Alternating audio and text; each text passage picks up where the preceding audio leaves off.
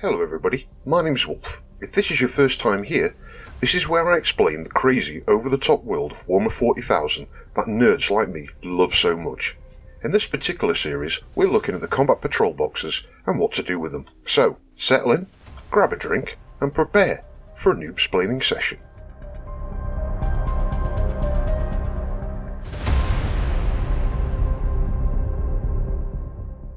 Welcome to this week's video. Carrying on with the Chaos theme, this week we're looking at the angriest combat patrol box ever. So, as always, it's a brief look at the lore, what's in the box, how to use it, and what to add next.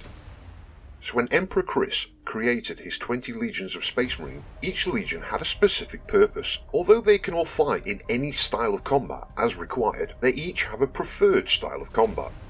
The Thousand Suns love hurling lightning bolts around like they're LARPing a D&D mage session. The Death Guard just get shit done and move on as these boys ain't paid by the hour, and the Emperor's children have to be perfect in absolutely everything, while the Iron Warriors just love to grind the enemy down. Then there's the 12th Legion, the Warhounds, decked out in a very tasteful blue and white armour with a beautiful gold trim and a red hound on their shoulder which represents their Legion symbol. Now, the Space Wolves are hyper-violent, who specialise in shock tactics, so that when you see what happened to the city next door to yours, you just lay down your guns and promise to be good. When the Dark Angels are sent in, at some point after they have left, people will be like, wait a minute, wasn't that planet inhabited? Because the Dark Angels don't crave medals or laurels. Loyalty is its own reward. Personally, I'd rather have a cash bonus, but hey.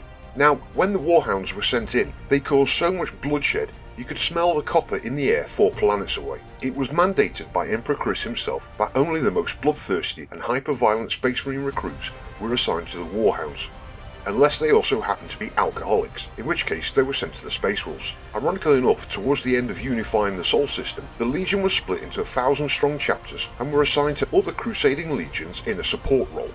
When I say support role, I don't mean they were organising logistics. I mean this fighting is getting a bit tough kind of support role, so let's get those murderous psychotic bastards, the Warhounds, off their leashes so they can do their thing. Their thing being murder the fuck out of everything, twice, for good measure, then stab it a bit more just to be sure. Now, these fucking psychotics prefer chain axes over chainswords, purely because they do more damage, and it's quite possible none of them have ever fired a bolter in combat, because where's the brutality of shooting someone from a distance when you can get in close and just cut their fucking heads off? The Space Wolves are considered to be hyper-violent, but even then the Space Wolves think these guys, the Warhounds, are fucking nutjobs. You see, the Space Wolves are hyper-violent as a means to a quick end. The Warhounds, however, are hyper-violent as they think it's the most effective way of doing shit. They, at this point, don't run in Berserker style, through any sense of wanton bloodshed or some strange convoluted form of honourable combat. No, their job is to make an example of the enemy so badly that the next 10 enemies think twice. The Space Wolves were sent in to humiliate the other legions for not doing a good enough job if the world they conquered rebelled. The Warhounds were sent in if the world was being particularly tough to conquer, so it was deemed easier to kill everything, twice just for good measure, and then stab it some more just to be sure, and then repopulate the entire world with people already loyal to the Imperium. I can see their point there. It does seem to be more efficient. I mean, why try to bend an entire population to your will when you can just kill them all and replace them with ones that are already loyal to your cause? Then the Crusade fleets found their Primarch Angron, and everything changed.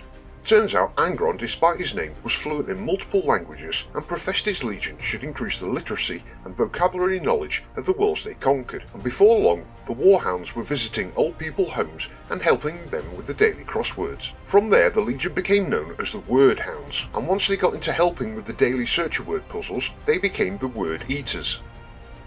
Wait a fucking minute! You got the damn word bearers and world eaters mixed up again, didn't you? Jesus, you can't get a good scriptwriter anymore. So, let's rewind that a little bit. The Warhounds found their Primarch Angron. When the Primarchs were scattered, some landed on nice worlds and some not so nice. Angron's was not so nice. Now, I'm going to cover this briefly as I will be doing a series of videos on each of the Primarchs later down the line, but basically Angron was forced to be a gladiator. Now, initially he refused to kill his opponents because he was actually very honourable, so he was implanted with the Butcher's Nails to raise his aggression levels. He then decided this is shit and led a rebellion, but it was a few gladiators up against an entire planet's military, so things went south pretty fucking quick. As the rebels were preparing for their last stand in a city, Emperor Chris turned up and teleported Angron out, leaving his gladiators to die. Now this was a massive mistake because 1.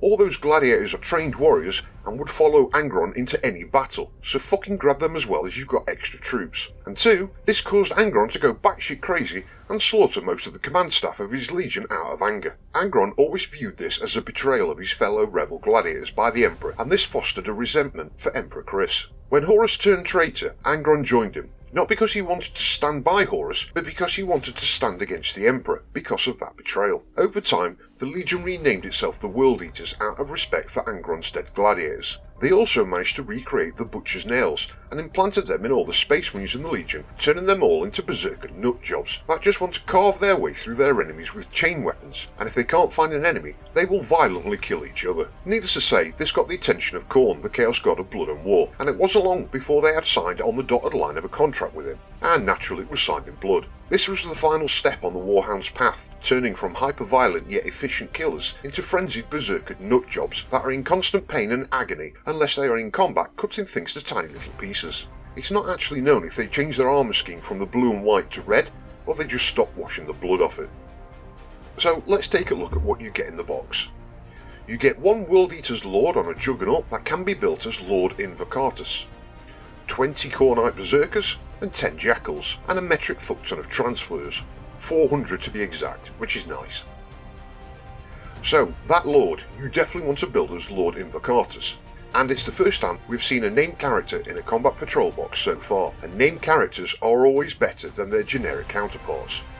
Just like all characters, he is way better in melee than he is at range fighting, so don't fuck about and get him stuck in as soon as possible using that massive 12-inch move. He only has a strength 6, but does do -2 to armor save and 2 damage per hit, with a very impressive 7 attacks. On top of that, the Juggernaut does another 4 attacks, gets +1 to the wound rolls if it charged, and also does 2 damage per hit, but only does -1 to the armor save. You can embed this in a unit, but all that does is cripple its movement speed, so I wouldn't. At the start of the battle, once both sides have set up, you get to move him an extra 6 inches before the game starts properly, and he can also choose 2 other infantry squads to do the same, so select the Berserkers and move them forward that extra 6 inches too.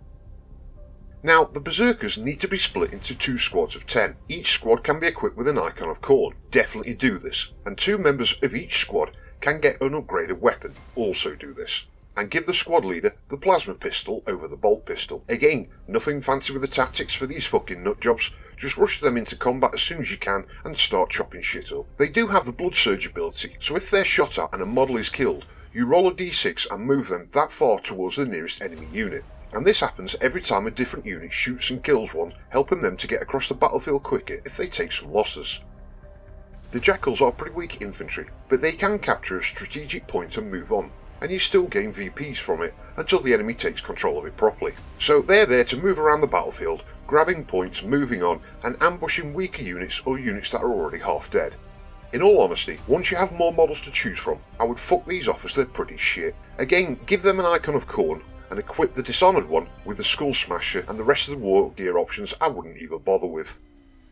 As for your unique rules, as for the start of each player's battle round, you roll 8 dice and then use those results to pick up to 2 Blessings of Khorne to apply buffs to your army for the rest of that round. I won't go into the full details, but the buffs you can choose from have specific dice rolls, like the extra 2-inch move is any double. The buff that gives the unit lethal hits is a double 5+ or any triple, and each Icon of Khorne you have on the table allows you to re-roll one of those dice, so as long as all 3 infantry squads have a model left, that's 3 dice you get to re-roll. My initial thoughts is this is a very powerful anti-infantry and anti-character melee box set, but it is going to struggle to take down vehicles. It's also a board wipe armour, not a technical victory army, so that brings us to the obvious of what to add next, which is vehicle killers. Most obvious option is the Land Raider, and say it with me folks, because Land Raiders are fucking cool. Or you can take the Predator Annihilator, Hellbrute, Defiler, or Lord of Skulls for some range firepower. Hell, take one of each. As for infantry, the only effective range units are the Terminators, everything else is a melee unit. But I would rather bring vehicles and dreadnoughts for the range firepower, and stack your infantry out with 8-bound and Exalted 8-bound, which are just fucking units in melee combat, and maybe add a Mauler Fiend too, as that thing can rip vehicles to shreds in melee. You definitely want to throw a Demon Prince or 2 in there as well, as those things kick ass. And if it's ever in stock, definitely try and get your hands on an Angron model, as Angron himself can deep strike. On top of that, his stat line is so impressive it is physically making me drool. Plus, when you make your Blessings of Khorne roll, if you get a 666, you can res him at full wounds if he's already dead, and bring him back into play the next turn. I guarantee your enemy is going to have a hard time taking Angron down, and if they do manage to do it, you can then get to put it back into play in the next few turns. They're going to be thoroughly fucking demoralised, as they no doubt have lost a lot of troops and now have to deal with him all over again. Every infantry unit, except the Terminators, every character and even some of the Dreadnoughts are melee specialists, so get them fucking stuck in as soon as you can. There's no need to prioritise targets, they're all fucking nutjob berserkers, and play them as such. Your only real firepower is going to come from vehicles and Dreadnought classes, and they're all shit hot, so pick the ones you want that you think look the best, or are going to be the most fun to paint, which is obviously the Land Raider.